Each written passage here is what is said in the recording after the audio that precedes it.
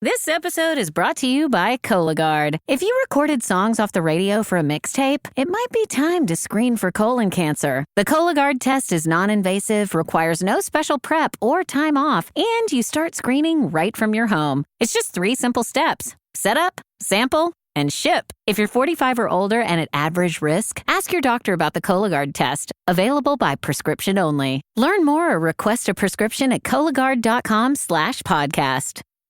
Adobe Acrobat Studio, your new foundation. Use PDF spaces to generate a presentation. Grab your docs, your permits, your moves. AI levels up your pitch, gets it in a groove. Choose a template with your timeless cool. Come on now, let's flex those tools. Draft, design, deliver, make it sing. AI builds the deck so you can build that thing.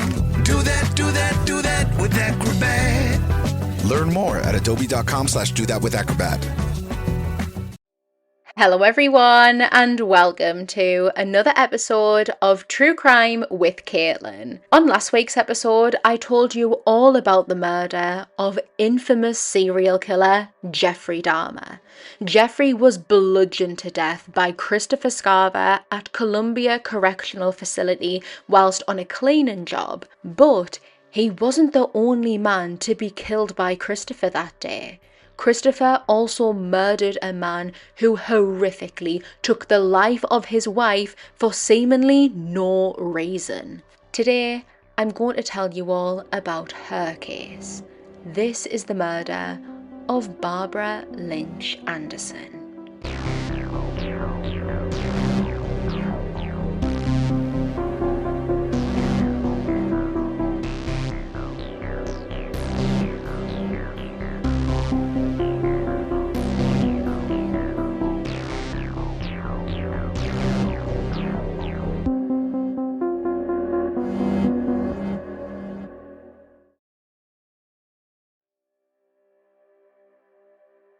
On the 9th of December 1958, Veronica and Thomas Lynch would welcome their baby, Barbara Ellen, into the world. She was one of their 7 children. The Lynch family lived in the Evergreen Park area of Cook, Illinois, and were devout Christians. Barbara would be known as someone who was pretty private. She wasn't the type of person to go around telling people her business or what was really going on in her life. She was someone who kept herself to herself. She was described by people who knew her as very caring, she was well liked, and she was a very fun person. Later in her life, she would make a group of friends and the women give themselves the nickname the Strawberry Daiquiri Group because they would regularly meet up, sip on a couple of daiquiris and play cards together. In 1983, 24-year-old Barbara would meet 25-year-old Jesse Anderson in Alton, Illinois, and the two began chatting, laughing, and decided that they wanted to get to know each other more. Jesse was a tall man with a sporty build and a very thick mustache, very 80s. And Barbara was a beautiful girl with the most bouncy blonde golden hair, and she had the brightest smile. Jesse Michael Anderson was born on the 3rd of May 1957, his parents being named Mary and Jesse Sr. He and his 2 sisters were raised within a middle-class family. He lived in a nice house, on a nice street, in a nice area, and he had a very comfortable, ordinary, normal upbringing. Ordinary was a word that was often used to describe Jesse. In his early years, he wasn't someone who really put himself out there. After leaving high school, he was basically forgotten by all of the staff inside. They later could not recall a single notable thing about him. Heartbreakingly, when Jesse was just 13 years old, his father died suddenly, having had a heart attack. He was outside cutting the grass, which was a normal thing for him to do, and once he got back inside of the house, he just had a heart attack and died just like that. This came out of absolutely nowhere and was a massive shock to the family. I also lost my dad suddenly when I was very young. I was 11 when my dad died, and I know that this completely turned my world upside down. Especially at such a young age, I didn't know how to properly process my grief and my emotions, and I've never been the same person since. And seemingly, Jesse had a very similar experience. Children on the street would begin to describe him as having a very short temper, and they would be a victim of his short temper. He would shout out at them. If something didn't go his way, he would storm off in a huff, and he could be violent too. After Jesse Sr.'s death, Mary remarried a man named Willard 4C. He and his children moved into the Andersons' home, and to say that Willard and Jesse butt heads would be both an understatement and a literal one. During one of their regular fights, Jesse beat Willard so badly that he ended up in the hospital. I would assume, thanks to some persuasion from Mary, Willard decided to not press any charges. Jesse graduated from Alton High School and went on to earn himself a bachelor's degree in business administration from Elmhurst College, so he was obviously a very smart man. In 1980, he married Deborah Ann Eichert, who he had met through a colleague at a Happy Joe's pizza restaurant where he was working. The two welcomed a son in April 1983, and they were described as a quiet couple. However, just 4 years into their marriage, Jesse applied for divorce, citing, quote, cruel and unusual punishment at the hands of Deborah. He stated that she was mentally cruel towards him. She would give him the silent treatment, refusing to speak to him at times, and she had absolutely no interest in mingling with his acquaintances or trying to get to know his co-workers. What Jesse forgot to mention was his own controlling, cruel tendencies. Deborah described Jesse, who wanted nothing more than to live a perfect life within a perfect little family, as almost always going on at her for her weight gain postpartum. He wanted the picture perfect wife, and Deborah wasn't keeping up with his expectations. As the divorce was coming close to finalising, that is when Jesse and Barbara met, and soon they began dating. The new couple would marry in March 1985 and went on to have 3 children in relatively quick succession. At the time that this case takes place, their children, 2 daughters and a son, were 5, 2 and 1 year old. And with this new family, Jesse got his wish. The Andersons were considered to be the perfect family, and from the outside, they appeared to be a really happy family too. They attended church regularly. Jesse had a really good job, earning about $140,000 a year, which in today's money is about $325,000. He worked as a salesman for Lakeside Oil Company, and there he was described as being a model employee. Barbara stayed at home with the children. The children were her absolute world. She was a very devoted mother, and she was filled with so much love for her children, but she also had her own thing going on as well. Alongside being a full-time mother and homemaker, she would be really involved within her local community. She was an active part of something called Big Brothers Big Sisters, which is a program in Wisconsin which mentors youths. They're still knocking around today, and their website states that they are, quote, the nation's oldest and largest youth mentoring organisation. For over 100 years, Big Brothers and Big Sisters of America has implemented, developed and perfected its unique, evidence-based, professionally supported, one-to-one mentoring model across the country. We help children realise their potential and build their futures. We nurture children and strengthen communities. Jesse would also participate in the charity work. At some point during their marriage, both Jesse and Barbara moved out of their home state of Illinois and away from their families. They moved into 2121 Lofty Lane in Cedarburg, Wisconsin, and their house was absolutely beautiful. It was a single-story home with 3 bedrooms sitting on a 21-acre plot of land which was covered by beautiful greenery and trees. I had a little look on Zillow to see if I could find any pictures of the inside of it, which I couldn't. I could only see one from the outside, and again, very beautiful home which is worth around about $1 million today. Jesse was really into sports and fitness. He was a member of the local country club. He did karate and kickboxing, both of which he was so good at that he won trophies for.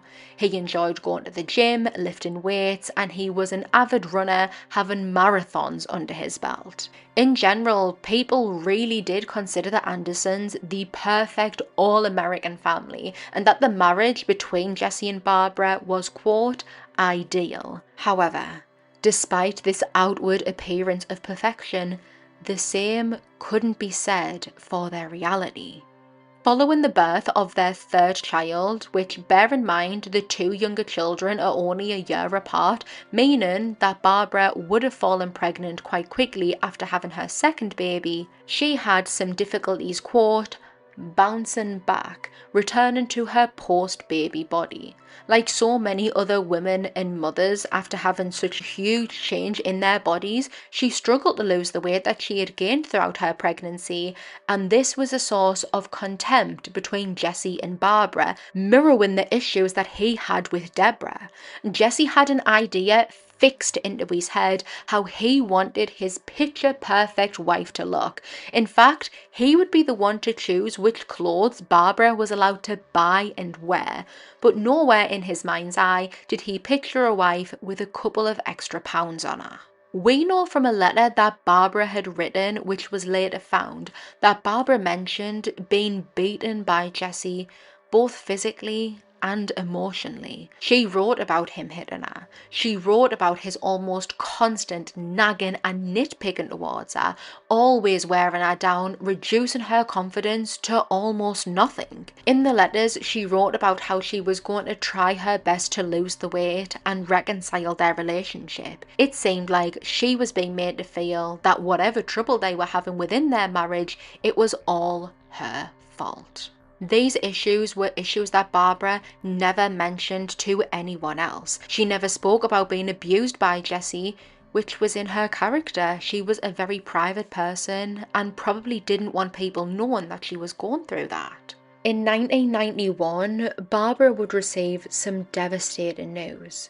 One of her younger brothers was tragically killed in a road traffic accident, and this took a massive toll on Barbara. According to Jessie, she fell into a depression and just wasn't herself. She even went so far as talking about death, and he alluded towards her talking about suicidal tendencies. In what appeared to be an effort to cheer Barbara up and take her mind off things, Jesse surprised his wife with a 4-day holiday to Jamaica, where they should have had the best time, relaxing, spending one-on-one quality time together, soaking up the sun and lounging and laughing. But this holiday was the complete opposite. When she got back home, Barbara actually did confide in one of our friends that throughout the entire 4 days away, she was nothing short of miserable. Jesse spoke down to her and was horrible towards her the entire time, and she went so far as to say that she actually feared for her life and she would never travel alone again with him. Jesse would go on to prove to Barbara that he didn't need to take her far to inflict unimaginable horror when she least expected it. Blizzard Entertainment presents Midnight, the newest expansion for World of Warcraft. Midnight calls every hero home to Azeroth. All paths lead to this moment. Xalatath rises, the Void follows, and the Sunwell stands in peril. Raiders, explorers, storytellers, newcomers, and legends alike. This is your world, your story, your moment. Because Azeroth is home, and home is always worth fighting for. Available now at worldofwarcraft.com. Tuesday, the 21st of April 1992, was date night for 33-year-old Barbara and 34-year-old Jesse. The couple had planned to go to the cinema to watch a movie that night, followed by a meal, and all that day, things were going to plan. Jesse had a slow day at work, so he left early. He only worked for around about 3 hours, and then went out to run a couple of errands. He stayed behind at home with the children, while Barbara attended a doctor's appointment, and and then Jesse decided to stretch his legs for a little bit, going out for a couple rounds of golf. The day was going just as planned when something out of the ordinary happened. Jesse abruptly wanted to change their plans, and for someone who liked something a certain way, done in a way that he had already decided, this last minute change was very surprising. The babysitter arrived to 2121 Lofty Lane earlier, and off out went Jesse and Barbara. They made their way to Northridge Mall in Milwaukee, and for some context, at the time of this case in 1992, there was a lot of racial tension in Milwaukee.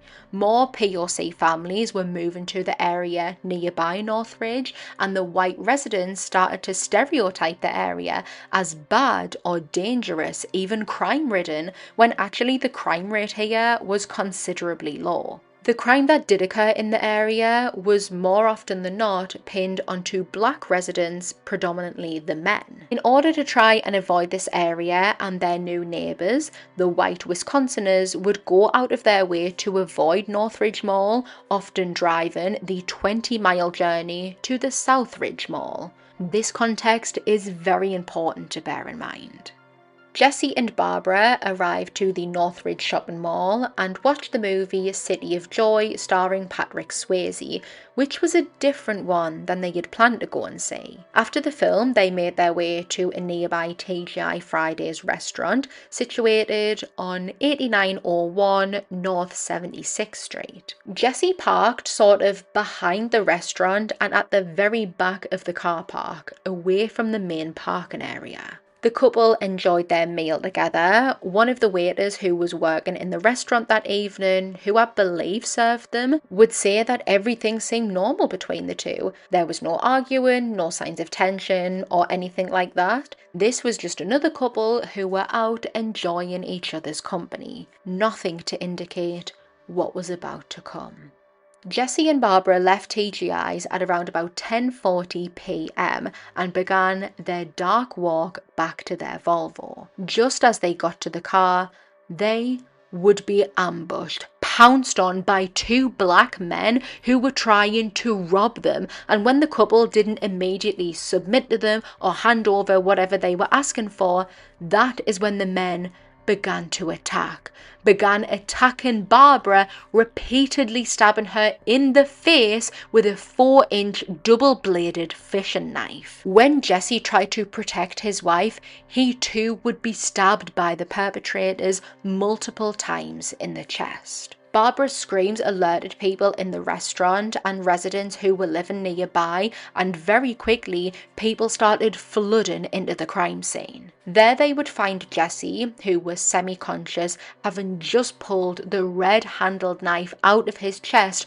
trying to get to Barbara. She had been horrifically stabbed, and the injuries on her were very clearly severe. She was completely unconscious and was almost lay under a white truck. When the paramedics quickly arrived to the scene, Jesse was the first one to usher them towards his wife, telling them to go and see her first, to tend to her, to make sure that she was okay. They were both blue lighted to the hospital, Barbara for hopefully life-saving care. She was in critical condition. It was discovered that she had sustained at least 21 stab wounds, predominantly to her face. 19 of the stabs were inflicted to the area around her eyes, and one of these stabs went so deep into her face that it pierced Barbara's brain. Alongside the stabs to Barbara's face, she also had cuts to her palms, which appeared to be evidence of self-defense. Her trying to take hold of the knife as she was being sadistically stabbed. When Jesse was examined at the hospital, it was discovered that he had sustained 2 minor stab wounds to his chest, but he also had an additional 2 wounds which were described as hesitation wounds. If someone was trying to rob you and they have stabbed your wife over 21 times, why would they inflict so much harm onto Barbara and then so little onto Jesse?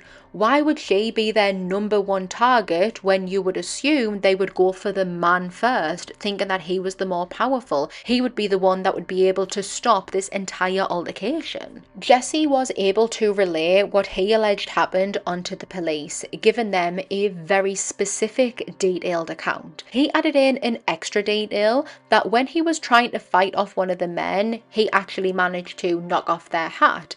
This was a black LA Clippers style cap that he knocked off as they fled, which had been recovered at the scene. In one interview, he estimated that the entire ordeal could have taken up to 3 minutes long, but in another, he changed that time, saying it was probably more, around 20 seconds. 20 seconds for two men to overpower the couple, one of whom is a weightlifting fit man who has trophies for his karate skills, stab him multiple times and then stab his wife at least 21 times. All of that in about 20 seconds. Jesse described both of the men in detail, emphasizing that they were both black, which to many people who believed in the racist stereotypes of the POC community who would move to Northridge, they found this completely believable.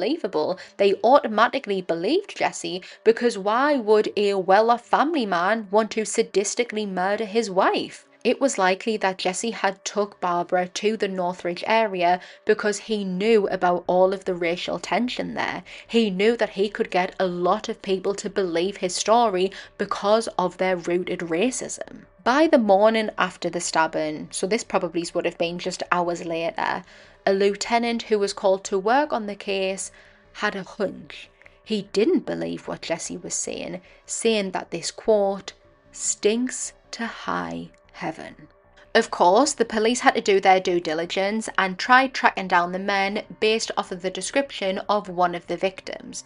Officers stopped many young black men who were in the street minding their own business. Some of them were brought in for questioning and even detained. However, each and every one was soon let go. Officers spoke to witness who had ran to the scene upon hearing Barbara's cries, and not a single person recalled seeing anyone running away from the scene. They only saw Jesse and Barbara, no one else. Details of the stabbing was broadcasted all over the news, and the segments included a picture of their main pieces of evidence, that being the hat that Jesse allegedly knocked off one of the perpetrators' heads and the fishing knife which was used in the attack. Miraculously, this broadcast was seen by two of the right people and brought the police their best, most vital leads. A man named Tommy Miles reached out, stating that on the 20th of April, so that's only 24 hours before the stabbing,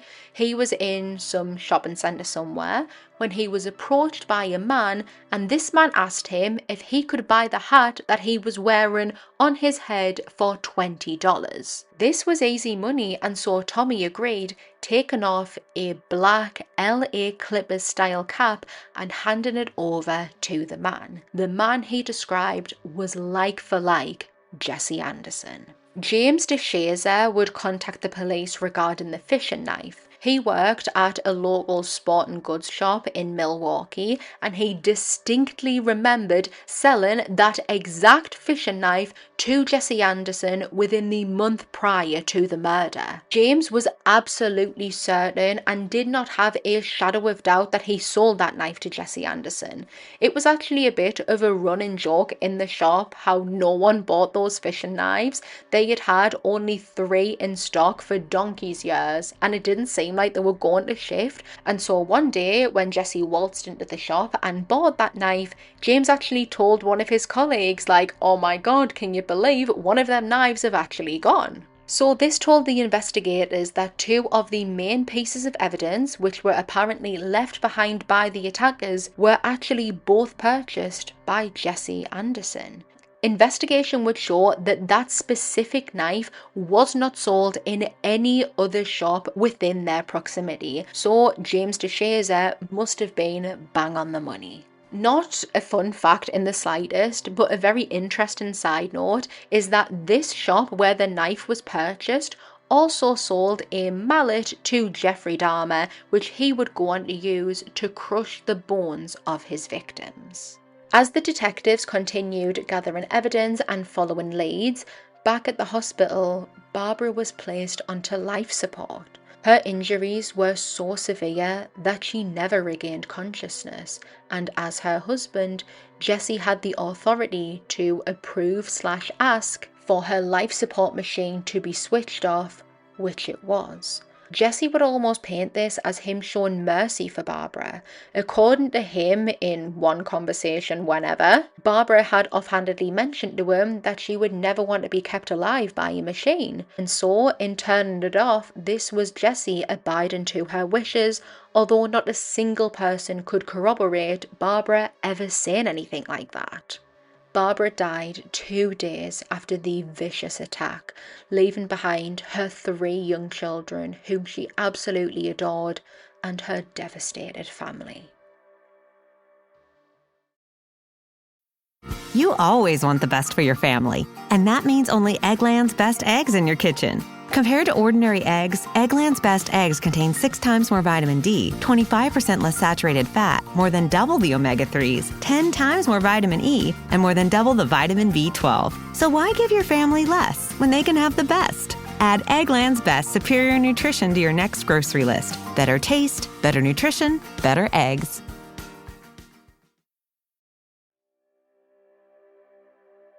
Investigators began examining the evidence, and what they discovered was interesting. Inside of the LA Clippers cap, they extracted a hair, and at first they probably thought, mint, we could use this to track down a suspect. This is a starting point. This is somewhere we can progress on. Only they would discover that this wasn't a human hair. It was a dog hair that just so happened to match the Andersons' family dog. If it was a total stranger that had wore this hat, what would the chances be that they had the exact same type of dog as the family? This just further corroborated the story by Tommy Miles that Jesse Anderson was the person who had the hat, not some stranger. After digging further into the Andersons, investigators discovered that despite outwardly looking very comfortable, even well off financially, they may have been experiencing financial issues. Jesse actually just had to remortgage their house, and there was other evidence of financial hardship. What made this very interesting was that Barbara just so happened to have a $250,000 life insurance policy where Jesse was the sole beneficiary. He actually applied for this following her death, and the claim was approved. During an examination of the Volvo, investigators found what they described as a small blood-covered stone or piece of bone. They also, quote, observed blood on the interior frame of the rear passenger door, window, and armrest of that door. If the attack happened outside of the car like Jesse had claimed, why was there blood inside of it? This evidence, paired with Tommy and James coming forward and other many inconsistencies in Jesse's story, was enough for the officers to arrest Jesse Anderson on suspicion of murdering his wife. He was actually arrested the very day that he was discharged from the hospital, which was the Saturday following the murder, so only 4 days later. With a charge of first-degree homicide against him, Jesse's bond was set at $1 million. During his questioning, it goes without saying that obviously he denied any sort of involvement in his wife's murder. He was sticking to his story that 2 men attacked them. When he was questioned about the life insurance, he stated that prior to the murder, he was completely unaware of the life insurance policy, even though papers regarding it were found inside of the couple's bedroom in one of their bedside tables, and the policy was at the top of a pile of papers, like it was the last thing someone had looked at. But when the insurance company were contacted by the investigators, they would state that 1 month before Barbara's murder, Jesse rang them to check that the policy was still in effect, so he obviously did know about the life insurance. Something police noted as strange/suspicious was that in the early stages following the stabbing, like when Jesse was explaining what had happened, he never once asked the officers to find the men responsible, almost like he knew they'd never be found because they didn't exist. While in custody prior to her funeral, Jesse was allowed to go to the funeral home to see Barbara one last time. When he was escorted there, the officers who were driving him couldn't shake Jesse's behaviour. In the back of the car, he seemed completely normal. He candidly spoke to them about sports, about some match that had just been on. He seemed in a good mood, high spirits, not like someone who is going to see their dead wife that they are accused of killing. He even made a comment to the officers that if he had any cash on him, which obviously he didn't because he was in custody, he would have took them out for a spot of breakfast. Once he got out of the car and went into the funeral home, the officers said that his demeanour did a complete 180. The person he was in the back of the car and the person in the funeral home were two completely different people. To the officers that were with him, his reactions and what Jesse was doing felt more like a performance than anything genuine, than anything that came from his heart. The trial for the murder of Barbara Lynch Anderson began on the 3rd of August 1992. Jesse's lawyers tried every which way that they could to move the trial out of Milwaukee because it was a very high profile one and it seemed like everyone knew about it. So they argued that because of this he wouldn't get a fair trial, but that wasn't allowed. They tried to get significant evidence thrown out, but once again they were knocked back. After 1 week of trial and 9 hours of deliberation, a jury would find Jesse Anderson guilty of the murder of Barbara Lynch Anderson. In the gallery, her family would jump up out of their seats, screaming, crying with joy, punching their fists into the air, and then they embraced each other. The prosecution wasn't fully able to pinpoint or prove a specific motive behind why Jesse would want to murder Barbara, but in this case, the evidence against him was so overwhelming that they didn't even need it. It is something that I'm very curious about though. Could he have murdered Barbara for the life insurance money? Were they experiencing financial hardship? If they were, there was absolutely many other ways that they could have got out financial hardship. For example, Jesse could have not went to the country club for a couple of months. I imagine that cost him a pretty penny. Or was it because Jesse was unhappy with how his marriage had progressed? Unhappy to have what he considered an overweight wife. He wasn't satisfied with the image that his family was portraying. If you're listening to this on Spotify, I'm going to add a poll for you to vote on, so make sure you vote on that and let me know what you think. At 35 years old, Jesse Anderson was handed a sentence of life imprisonment with a minimum term of 60 years to serve. But he would only serve just over 2 years. On the 28th of November 1994, Jesse was put onto a cleaning duty at Columbia Correctional Facility with fellow inmates Christopher Scarver and Jeffrey Dahmer. After confronting and bludgeoning Dahmer to death, Christopher hunted Jesse down, finding him in the toilet area of the gym that they were cleaning, and bludgeoned him to death too. The men were rushed to the hospital where Dahmer was pronounced dead. Jesse was placed onto life support, however that was removed after 2 days and he died in the hospital. It's theorised that Christopher Scarver, as a black man who throughout his entire life had felt wronged by white men, targeted Jesse because of his twisted attempt at framing other innocent black men for the horrific murder that he committed on his beautiful, loving, caring, devoted wife.